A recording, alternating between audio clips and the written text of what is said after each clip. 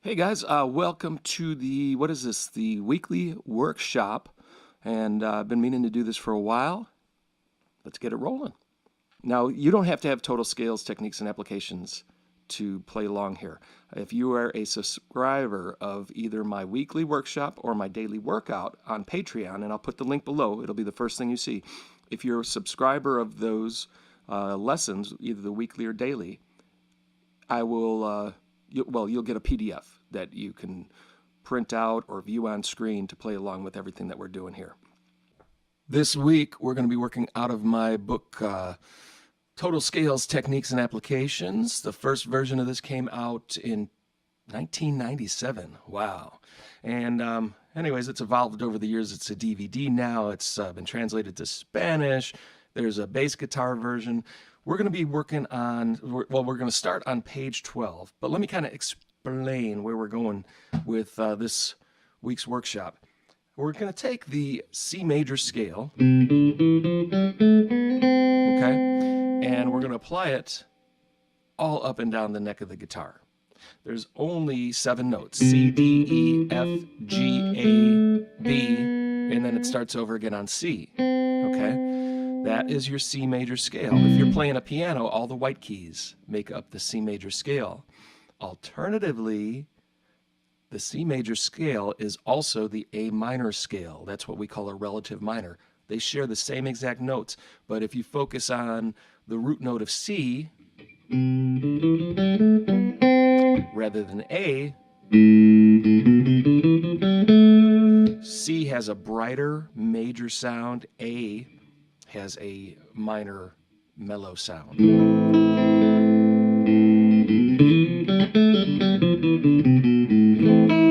There's your A minor. Here's C major.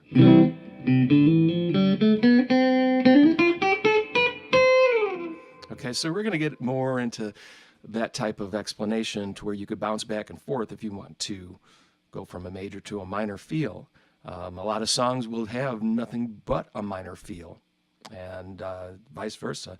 I like to think of Randy Rhoads using more minor type stuff, whereas Eddie Van Halen played more major type stuff. They used the same notes. It was where their focus was. So we're going to start off with on page 12. All right, you guys. So like I said, we're doing the C major scale, and we're going to apply it to the whole fretboard of the guitar. And in the C major scale, you got the notes C, D, E, F, G, A, B, and C. Now, the lowest note on a standard tuned guitar is the E note, which, by the way, just like all of my recent lessons, I'm tuned to A432. I'll put a link below so you can get the explanation on A432, but here's my low E pitch if you'd like to tune to that. The lowest pitch on a standard tuned guitar is E. So in the key of C, in the C major scale, E is our third note. C is 1, D is 2, and E is 3. So I call the lowest position that we could play the E position. Even though it's the key of C, we're going to start out with this open E note. Okay? So here's the fingering that we have for starting on the 6th string open, that's E. Index finger to the 1st fret, that's F. And you want your finger right behind the fret wire. That's going to get it to ring out the best. And then your ring finger goes to the 3rd fret, G. Okay? So if you see at this angle, my fingers are right behind that fret. I'm not above it, which would cause it to mute. I'm not far back, which would require much more finger strength. I'm right behind it, which requires the least amount of finger strength. So we got open E, first fret F, third fret G. Now notice how my fingers kind of naturally lay about a fret apart each. Get in the habit of doing that. That's going to help you get the most out of your playing. So sixth string, E, F, G, and then to the fifth string we got the open A. We got the second fret with the middle finger, this finger right here, the bird finger, second fret is B, third fret is C, okay? So open A, second fret B, third fret C. Put it all together for you beginners. E, F, G on the sixth string, A, B, C on the fifth string. Now, moving to the fourth string notes, we're going to use the same fingerings as the fifth string notes. So we've got, on the fourth string, we've got the open D. We've got the second fret with the middle finger for E. Third fret with the ring finger for F. D, E, F. All right, so back it up to the sixth string. Open E, F, G, A, B, C, D, E, F. And on the third string, we have the open G, second fret middle finger, A. Stretch your pinky down to the fourth fret for B. So open G, second fret A, fourth fret with the pinky for B. E, F, G, A, B, C, D, E, F, G, A, B. Now we're going to transition. We're going to go to the no open notes on the second string. I mean, we can, but we're not for this exercise. We're going to play the first string, first fret C note. Stretch your middle finger all the way up to that third fret for D. And then stretch your pinky all the way up to the fifth fret for E. Now this is a finger exercise as well as learning a scale.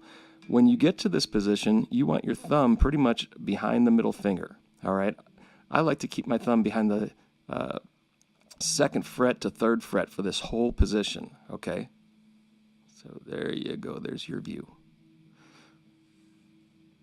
We've got, again, C, D, and E. And I know this can be quite a stretch for some beginners.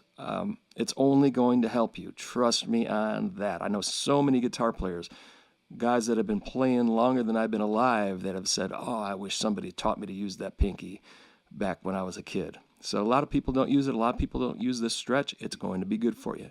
I promise you that. It's not going to hurt you. It's going to help your playing.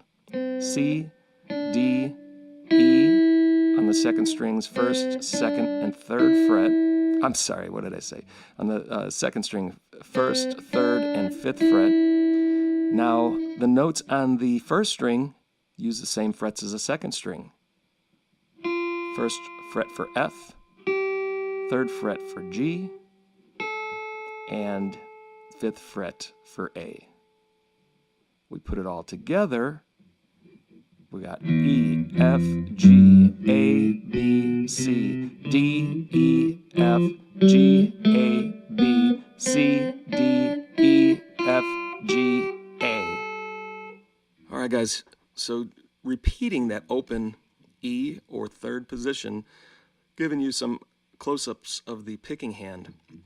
We're going to alternate our picking strokes, down, up, and we're going to start with the open E with a downstroke, up on F, down on G, and as we go down, we're going to skip, get the pick right under the fifth string, and then pick up on 5. So all together, the first 4 notes, E, F, G, A, down, up, down and skip, up, then down on B, up on C, down on E, D on the 4th string open, up on E, and down on F.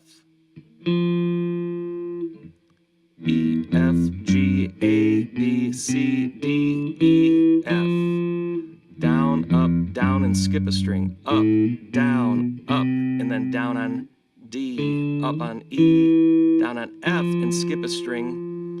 You're going to go up on the G, 3rd string, open. Down on A, up on B, skip to the second string, down on C, up on D, down on E, and as you go down, you'll skip over the first string so you come up with an F.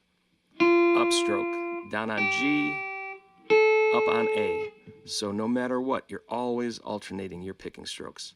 There are other methods, but this is the one that I teach to all of my students starting out learning these 3-note per string scales. And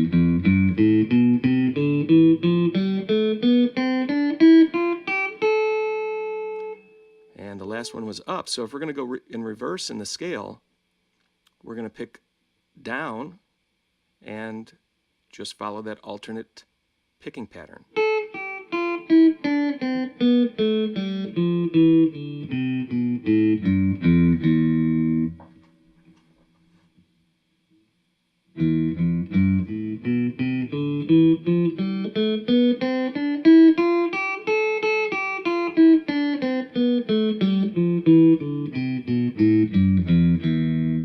Okay, to be continued. That is it for today. I will be uploading more lessons tomorrow. We'll get into the next position. And if you can't wait, if you want the full weekly workout right now, today, it is live on my Patreon subscription page. Go to patreon.com/Marko Coconut, and you will have access to the entire full weekly workout lesson, any archived lessons that I've uploaded in the past, and all of my previous DVDs. Tons and tons of content up there, over 100 hours worth of guitar and music related stuff. It's really cool. Check it out, and I think you'll like what you see. Thanks. Marko Coconut videos are made possible by generous viewers just like you. If you like what you see, check out patreon.com/Marko Coconut to help me make more. For just $1 a month, you could gain early access to new content, full access to previous video titles, updates, discussions, and exclusive shows. There have been reports of depression, mania, psychosis, hallucinations, paranoia, delusions, homicidal ideation, aggression, hostility, anxiety, and panic, and bipedal existence. Ask your doctor if Marko Coconut is right for you. Discontinue use if you experience cranial implosions, inability to breathe, death-like symptoms. Do not use Marko Coconut if you are allergic to Marko Coconut. Continued use of Marko Coconut and/or music may result in a better life, joyful abundance, increased happiness, feelings of gratitude, beauty, and joy, improved sleep, health and relationships, love of life, reduced stress, and other possible side effects.